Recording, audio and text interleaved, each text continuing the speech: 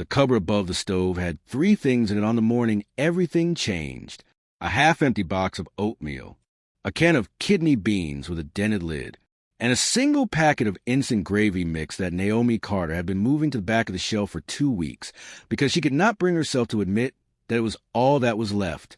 She stood in the kitchen of the small weather house on the eastern edge of Tucson and looked at those 3 things for a long moment. Outside the window, the Arizona desert stretched wide and pale under a September sky, the scrubby brush and red-brown dirt rolling out toward a line of low mountains that always made her feel, on better days, like the world was bigger than her problems. This was not a better day. Behind her, the house was beginning to wake.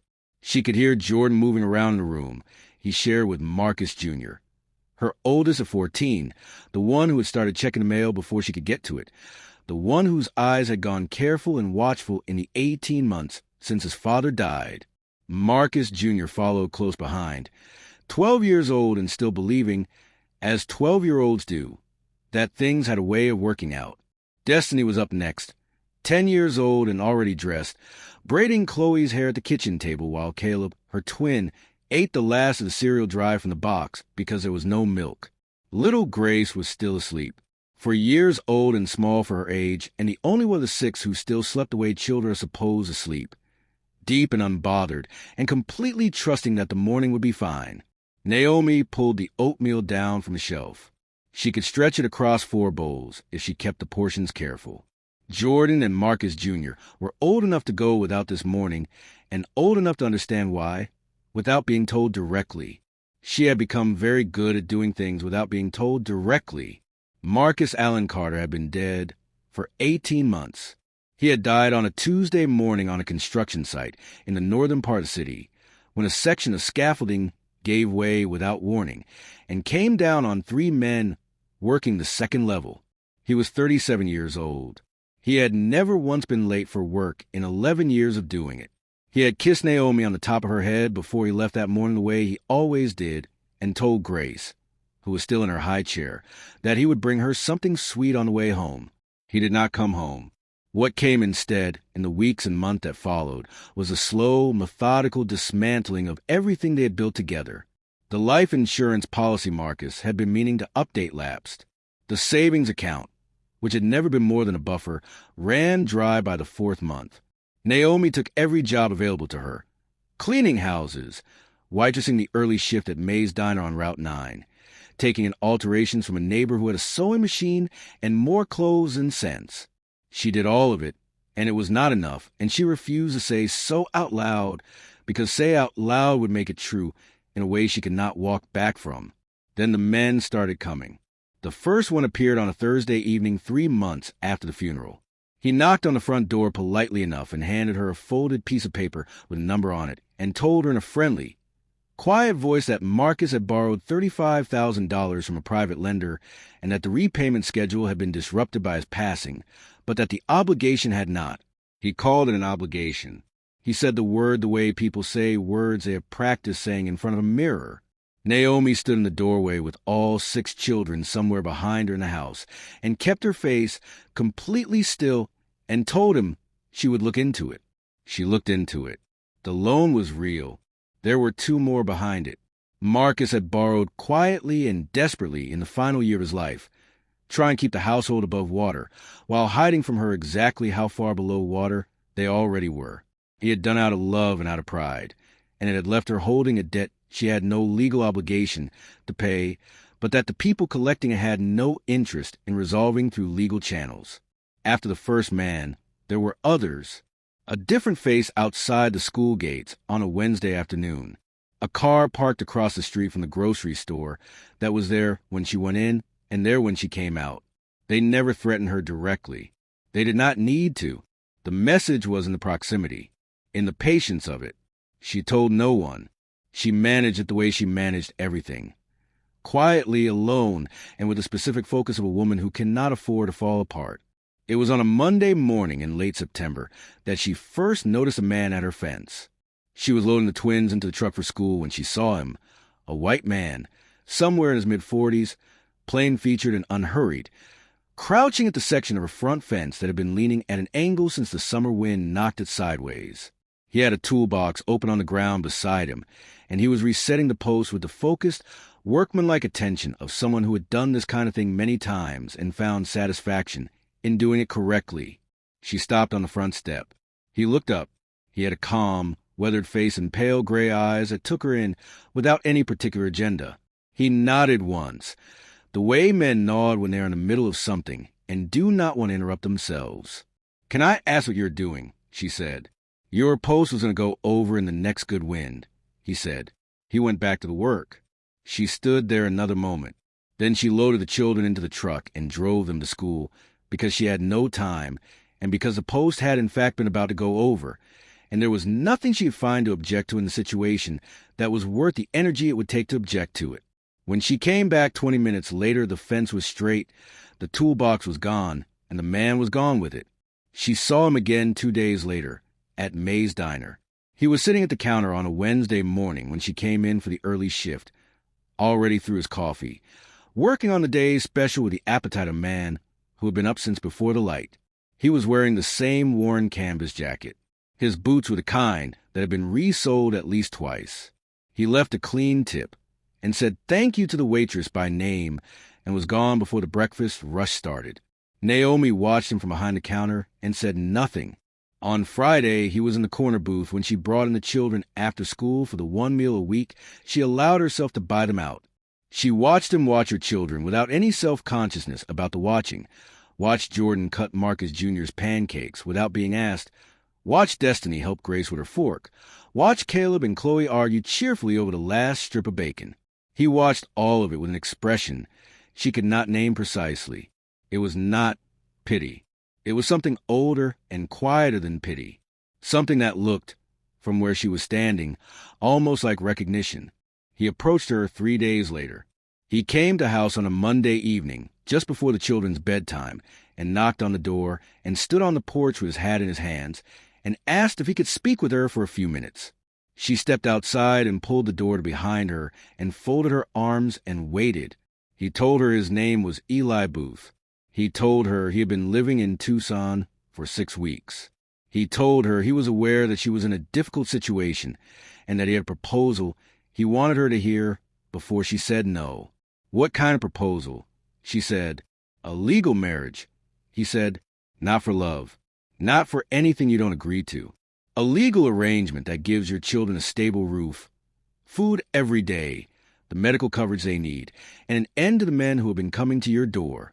He paused. In exchange, I asked for honesty. That is all.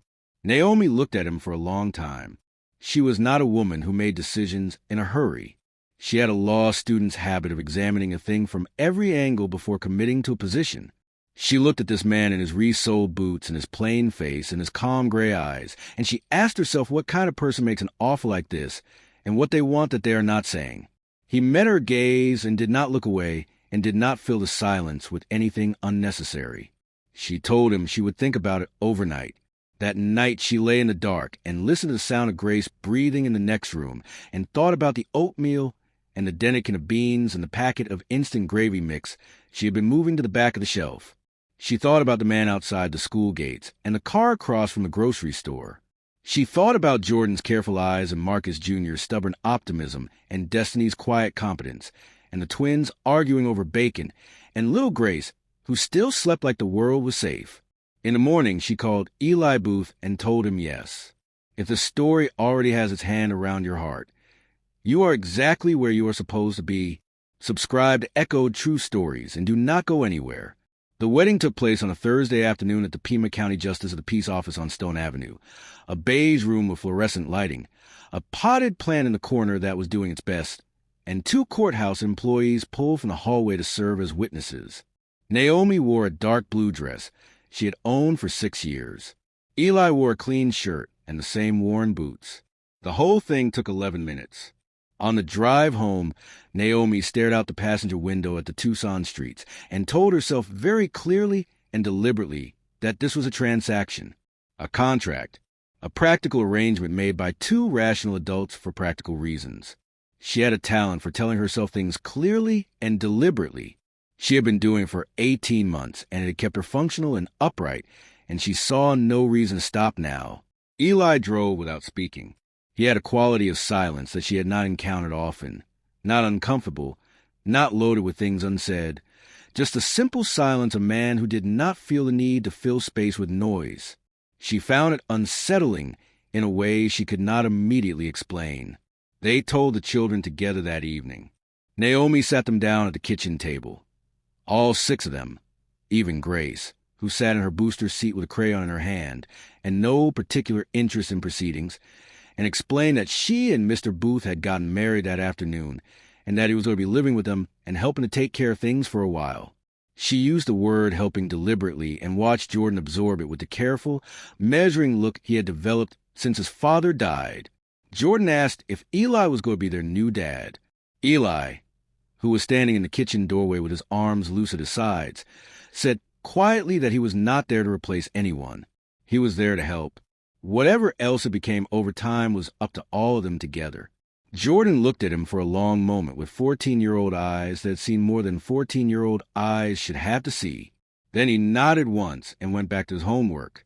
The changes came quickly and without announcement. Within 4 days, the men stopped coming. Naomi did not ask how. She noticed their absence the way you notice when a persistent noise you've been living with for months suddenly stops, with a relief so complete it almost felt like a different kind of fear, because she had grown so accustomed to the threat that its removal left a space she did not know how to occupy.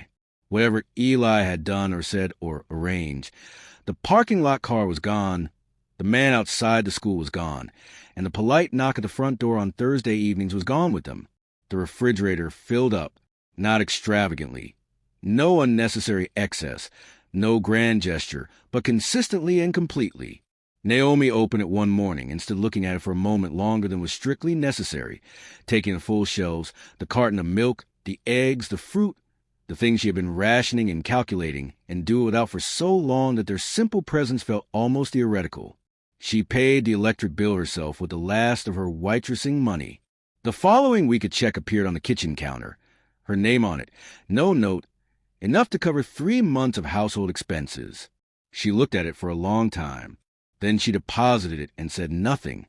Eli moved into the spare room at the end of the hall. He kept it neat and made no demands on any other space in the house. He was up before anyone else in the morning, and the coffee was always made by the time Naomi came downstairs. He drove the children to school without being asked after the 3rd morning when she was running late. He helped Caleb with a science project on a Tuesday night, lying flat on the living room floor with cardboard and paint, taking things serious in a way that made Caleb beam with the specific pride of a 7-year-old whose work has been treated as important. He fixed things. The loose step on the back porch, the bathroom faucet that had been dripping since spring, the kitchen window that would not stay up without a book propped under it. He fixed them quietly and thoroughly and never mentioned that he had done it. Naomi would notice a thing was fixed and look at him, and he would already be looking somewhere else. She watched him. She had always been a noticer. It was what had made her good at law school, that particular quality of attention that registered details other people walked past without seeing. And there were details about Eli Booth that did not add up with worn boots and a diner breakfast and a quiet rented life on the edge of a small Arizona city. The first thing she noticed was the phones. He had 2 of them. One was ordinary, the kind everyone had, used for everyday things. The other was different, older looking, and when it rang, he always stepped outside to take it and came back with his jaw set in a way that suggested the conversation had required something from him. She noticed that he always took those calls away from the house, away from her, and that he was always quieter for an hour afterward. The second thing was the way people spoke to him. She saw it first at the hardware store on a Saturday morning, when she brought Caleb and Chloe along for a paint run. The man behind the counter, a heavy-set local named Dale who Naomi had been buying supplies from for 4 years and who had never once offered her anything beyond the transaction, came around the counter when he saw Eli walk in, not hurrying, not performing, just shifting his entire bearing into something attentive and careful, the way people shift when someone whose opinion matters to them walks into the room. He called Eli by name. He asked about the property on the East Ridge. He used the word sir once, catching himself afterward like it had come out by habit. Eli bought a box of nails and a length of chain and thanked him the same way he thanked everyone, directly without performance, and they left. In the truck, Naomi said nothing for a block and a half. Then she asked, conversationally, what property on the East Ridge was. Eli kept his eyes on the road. Just some land, he said. How much land? She said. Enough, he said. She let it go. She filed away with the phones and the deference and the way the threatening men had disappeared, as though they had simply been told, by someone whose word was not to be argued with, to disappear. The third thing she noticed was harder to name. It was the way he looked at her children, not with ownership or performance, but with something that sat closer to grief, like a man watching something he had convinced himself he did not deserve. On the evenings when Grace climbed into his lap uninvited, which she did with the confident randomness of a 4-year-old who has decided a person is safe, he would sit very still for a moment before settling his arm around her, like a man accepting something he was not sure he had earned the right to accept. She watched all of this and said nothing. She was good at waiting. She was good at collecting information until the picture it made was too clear to argue with. She did not have to wait much longer. It was Grace who ended the waiting, not by intention, but by the specific cruelty that illness visits on the smallest and most unguarded. On a Thursday night in late October, Grace woke with fever that Naomi recognized immediately as wrong. Not the ordinary wrong of a childhood cold, but the specific, frightening wrong of a child whose body is working too hard at something it should not have to work at. By Friday morning, the fever had climbed past the point where home remedies had any business being tried. By Friday afternoon, they were in the emergency room at Tucson Medical Center. The first doctor said it was likely viral. Wait and see. The second doctor, 2 days later, said the same with slightly less confidence. The third doctor, on the third day, ordered a set of tests and spoke to Naomi in a corridor in the careful, measured way that doctors speak when they are not yet sure what they're dealing with but are sure it is something. Naomi sat in the plastic chair outside Grace's room on the third night and held herself together by the specific act that kept her functional for 18 months and felt, for the first time since Marcus died, that she was very close to the edge of what she could hold. Eli came and sat beside her. He did not say anything immediately. He sat the way he always sat, without performance, without restlessness, with the particular stillness of a man who has learned that presence is sometimes the only useful thing a person can offer. Then he stood up. I am going to make a call, he said. I need you to let me handle this part. She looked at him. She was too tired to argue and too scared not to let someone help. He walked to the end of the corridor and stood at the window looking out at the Tucson night and made a call on the second phone, the one he always took outside. He was on it for 4 minutes. By the following morning, Dr. Renee Holt, a pediatric specialist whose name Naomi recognized from a medical journal article she had read years ago in law school when Marcus Jr. had a health scare, was standing in Grace's hospital room with a colleague and a clarity of purpose that made the previous 3 days of uncertainty look like standing still. Grace was diagnosed with a rare autoimmune condition that had been masquerading as a fever. It was treatable. It was manageable. It was, with the right care from this point forward, something Grace could grow up and pass and away from. The bill never came. Naomi waited for it for 2 weeks. It never came. She found Eli in the driveway on a Sunday afternoon waxing the truck, and she stood in front of him and told him she needed the truth. All of it, right now. He put the cloth down. He was quiet for a moment in the way. He was quiet before saying something he had been carrying for a long time and had decided the time for carrying was over. Then he told her, do not move from this story. Subscribe to Echo True Stories, because what Eli tells her next will change everything you thought you understood about why he is here. His full name was Elias Joseph Booth. He was 46 years old.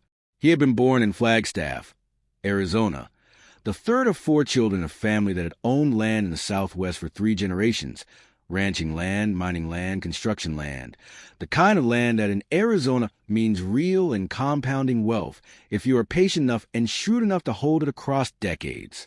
His father had been both.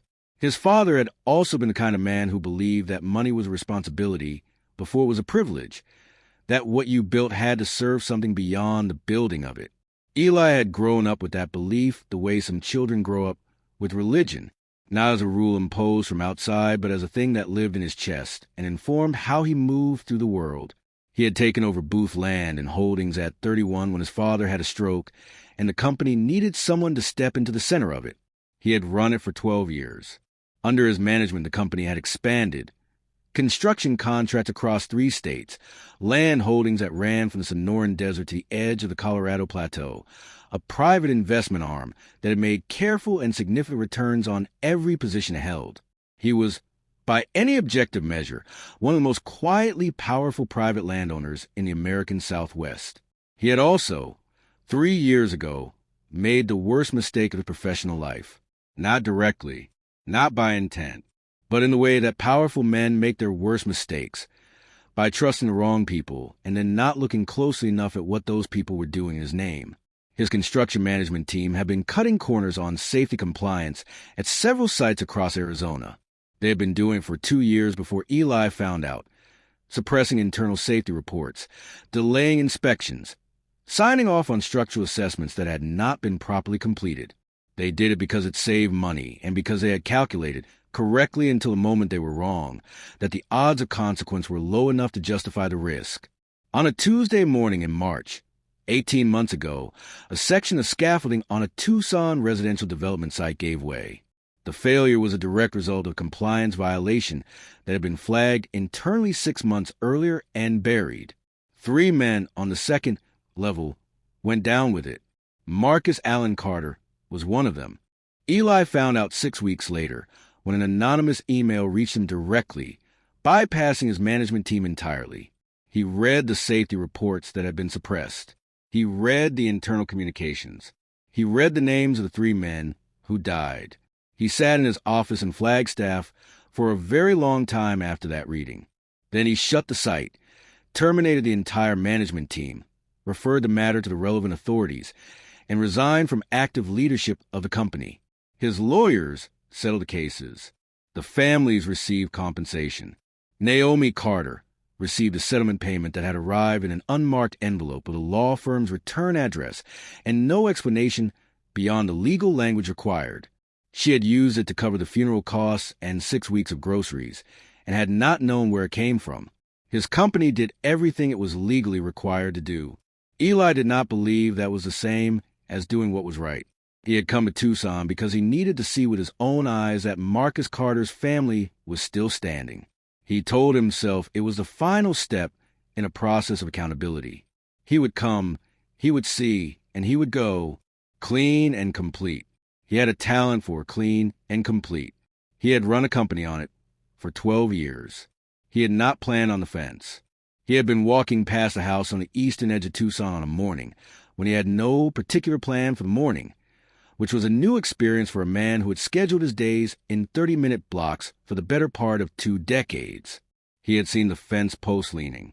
He had a toolbox in his rental truck because he had been staying in a furnished house outside town for 3 weeks and had bought tools out of habit. He fixed the post because it needed fixing and because doing something with his hands was the only thing that had made him feel like a functional person in the months since he had stepped down from everything he had built. He had not planned on May's Diner. He had not planned on sitting at the counter and noticing a woman at the corner table dividing 1 plate of food into 6 portions with the practiced ease of someone who had been making not enough stretch into enough for so long that it had become its own kind of artistry. He had not planned on the way that image had stayed with him, on the way it had refused to resolve into something he could file away and drive past. He had not planned on any of it, but he had a will, a document he had drafted in 2019, 3 years before Marcus died and 4 years before Naomi Carter had any idea who he was. In that will he had established a private educational and welfare trust, not yet funded, not yet activated, pending identification of the right mechanism, for the children of the 3 men who had died on his sites. One provision named specifically the minor children of Marcus Allen Carter of Tucson, Arizona. He had been trying for 2 years to find a way to deliver on that provision that was not a check in an envelope from a law firm. He had seen enough of what checks and envelopes from law firms do to people, how they land, how they are received, what they fail to repair. He wanted to find something that was not a transaction, something that was actually right. Standing on the porch of a woman whose fence he had just fixed, in the quiet September evening with the Arizona sky going orange and wide behind him, He had understood that this was it. This was the only path left that was actually right. Not a payment, not a settlement. Showing up, staying, being accountable in a way that could not be folded and mailed. He finished telling her all of it standing in the driveway on a Sunday afternoon with the wax claw still in his hand. He did not look away from her once. He did not offer explanations as though they were excuses. He laid it out plain and complete the way a man lays out the truth when he has decided that the time for carrying it alone is finished. Naomi stood very still through all of it. She was quiet for a long time when he finished. Long enough that a hawk crossed the sky above the house and landed somewhere on the ridge behind the property, and was gone again before she spoke. She said, "My husband died because of the safety report your people buried." "Yes," Eli said, "and you came here because of guilt." "Partly," he said, "and partly because I watched you in that diner and understood that what your family needed was not a settlement." He paused. "I could have been wrong about that. I need you to tell me if I was wrong." Naomi looked at him for a long time. She was not the kind of woman who resolved complicated feelings quickly. She was the kind of woman who lived with them until she understood them. She had been doing that for 18 months, and she was very good at it by now. She did not tell him he was wrong. She did not tell him he was right either. Not yet. She went inside and made dinner for her 6 children and set a plate at the table for 7 and did not say another word about it that evening. But she set the plate. And he sat down. Conrad Booth arrived on a Wednesday. Naomi knew something was coming before she knew specifically what. She had noticed Eli on his second phone twice in the space of a single morning, both times standing at the far end of the back porch with his back to the house and his voice too low to catch. She noticed the way he came back inside both times with a stillness that was different from his usual stillness, tighter, more deliberate, the stillness of a man managing something he would rather not bring through the door. She asked him that evening what was happening. "My family knows about the marriage," he said. "Conrad is coming, her brother and sister. They will want to contest it." She asked him what contesting it meant in practical terms. "It means they will file for annulment and challenge my competency," he said. "They have been looking for a reason to remove me from control of the estate for several years. This gives them a narrative they can work with." Naomi sat with that for a moment. "What do you want to do?" she said. Eli said he had lawyers. He said he would handle it. He said she did not need to be in any courtroom for any part of it. She looked at him. She thought about 3 years of law school. She thought about the contracts and procedure courses she had taken. She thought about the Arizona family law textbook she had read cover to cover twice, and that was still in a box in the garage because she had never been able to throw out a book in her life. She told him she appreciated that. She told him she would be in the courtroom. Conrad Booth was 51 years old and looked like a man who had spent his entire adult life being certain he was the most important person in whatever room he occupied. He arrived at the Tucson Mary with a legal team from a Phoenix firm and a younger sister named Patricia, who wore expensive clothes and spoke about Naomi in the third person as though she were not capable of being in the same conversation. They called the marriage fraudulent. They called Eli vulnerable and isolated and susceptible to manipulation. They called Naomi an opportunist, a word they used several times and with a specific precision that suggested they had workshopped it. They filed for annulment on the grounds of undue influence and simultaneously filed a competency challenge through a separate motion. Their attorney was a man named Gerald Foss who had 23 years of estate law experience and particular confidence of someone who had never once lost a case he considered straightforward. He considered this case straightforward. He had not, in 23 years, been more wrong about anything. The annulment hearing was scheduled for a Tuesday morning in October in a Tucson courtroom on Granada Avenue. Naomi spent the 10 days before it the way she had spent the 3 years before Marcus got sick, with total, focused preparation. She pulled the Arizona family law statute. She pulled the case law on undue influence and competency challenges in the context of marriage. She outlined the timeline of their arrangement with documentary precision, dates, circumstances, witnesses, the justice of a peace record, the school enrollment changes, the medical records, the lease payments. She built the case the way she had been taught to build a case, methodically and without emotion, and then she went through it 3 times looking for weaknesses and addressed every one she found. She was not licensed. She was not representing herself as a lawyer. She had a court-appointed co-counsel, a young attorney named Dara Willis from the Tucson Legal Aid Office, who handled the procedural filings and sat beside her at the table. But it was Naomi who led. On the morning of the hearing, she wore a dark gray suit she had borrowed from a neighbor and pressed the night before. She sat at the respondent's table with Dara on her left and Eli on her right, and looked across at Gerald Foss and Conrad Booth and Patricia Boothale, and felt, for the first time in a very long time, completely calm. Not the performed calm she had been maintaining for 18 months. The real kind. The kind that comes from being prepared. Gerald Foss opened with the narrative they had constructed. The isolation of a wealthy man, the targeting by a woman in financial distress, the speed of the marriage, the absence of independent legal counsel for the respondent. He was polished and methodical, and everything he said was technically accurate and entirely incomplete. When it was Naomi's turn, she stood up.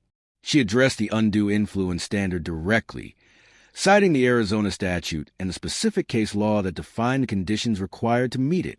She presented the timeline, every date, every interaction, every documented decision, and demonstrated clearly that the arrangement had been initiated by Eli, proposed in plain language, accepted after deliberation, and entered into by both parties with full understanding of its terms.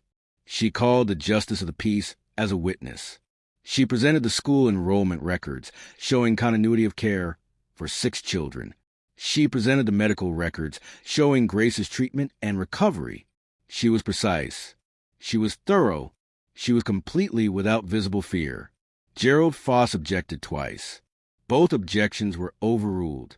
Conrad Booth sat at the petitioner's table and watched a woman he had described in a hotel lobby 2 days earlier as a nobody from the poor side of Tucson take his 23-year legal team apart point by point, and his face did a complicated series of things that he did not fully control. Then Dara Willis stood up.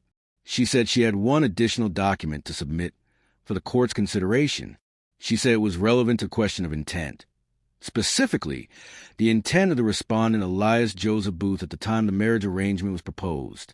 She submitted the document, and copies were distributed. The room was quiet for a moment while Gerald Foss read it. Then he was quiet for a longer moment. It was Eli's will, dated 4 years prior. Paragraph 7 of the document established a private educational and welfare trust for the minor children of 3 named individuals, workers who had died on Booth land and Holdings construction sites. The third name on the list was Marcus Allen Carter of Tucson, Arizona. The trust had been established before Eli had ever set foot in May's Diner, before he had ever fixed a fence on the eastern edge of Tucson, before Naomi Carter had any idea who he was or that he existed. Gerald Foss looked up from the document. He looked at Conrad Booth. Conrad Booth looked at the table. The judge reviewed the document carefully. She asked Eli to confirm the date of execution and the identity of the notarizing attorney. Eli confirmed both. She asked whether the trust had been activated. Eli said it had been activated upon the marriage. She asked Gerald Foss whether he wished to respond to the document. Gerald Foss said he needed a moment to confer with his clients. He got 5 minutes. It did not help. Subscribe to Echoed True Stories right now, because the last chapter of the story carries the moment that makes every single thing before it means something. The annulment was denied.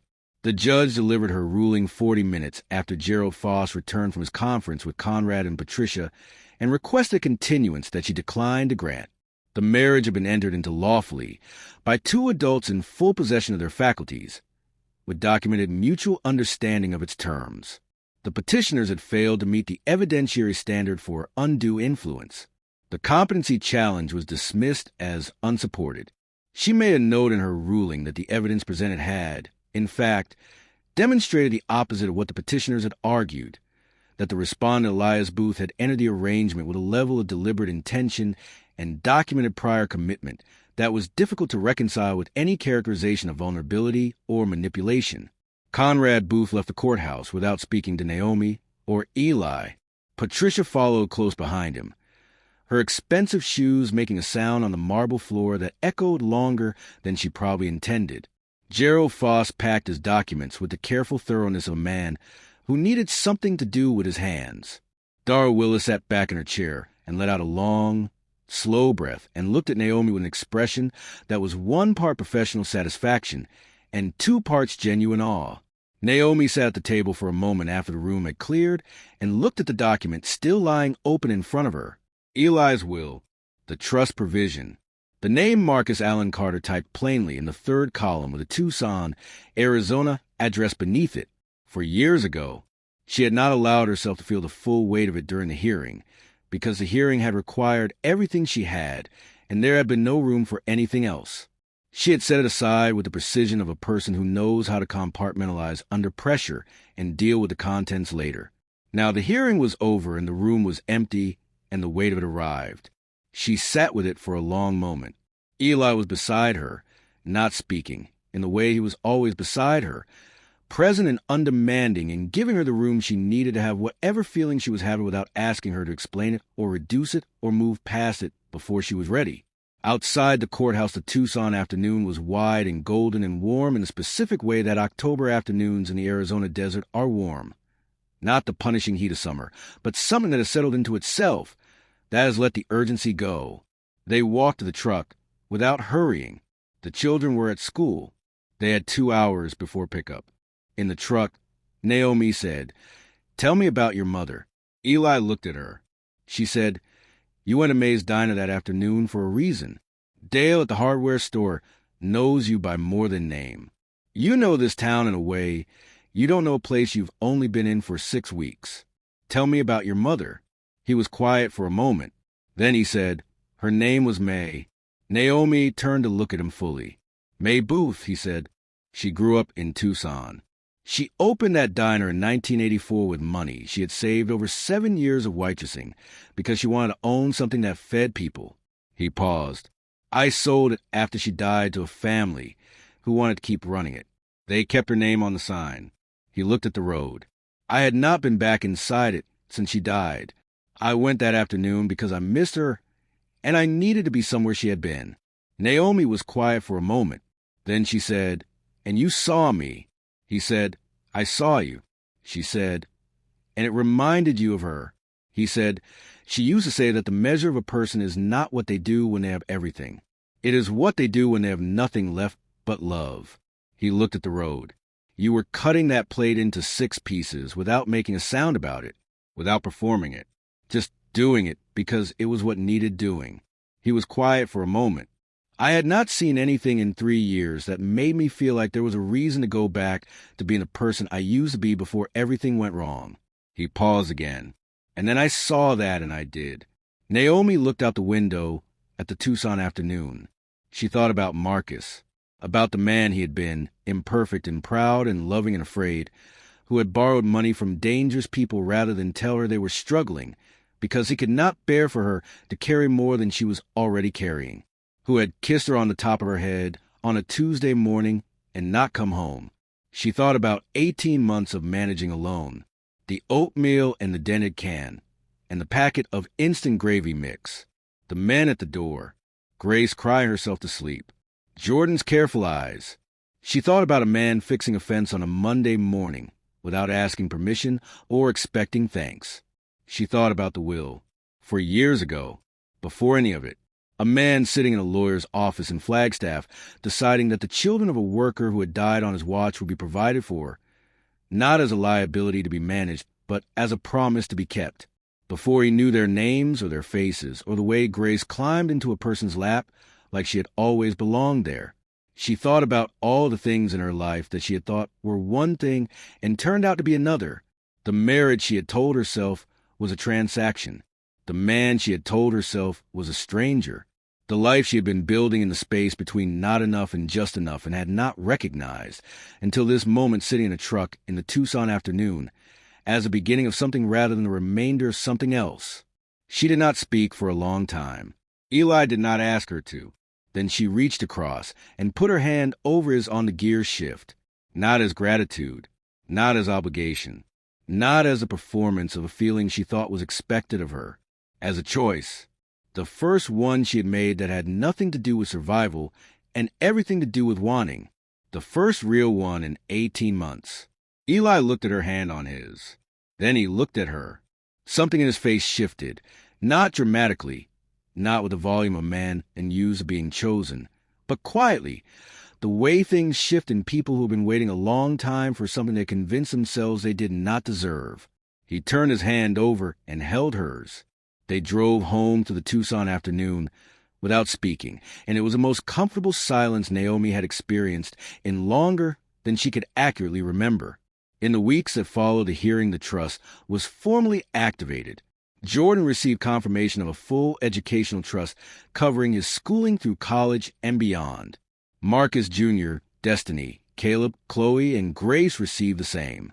The medical coverage for Grace's ongoing treatment was secured and continuous.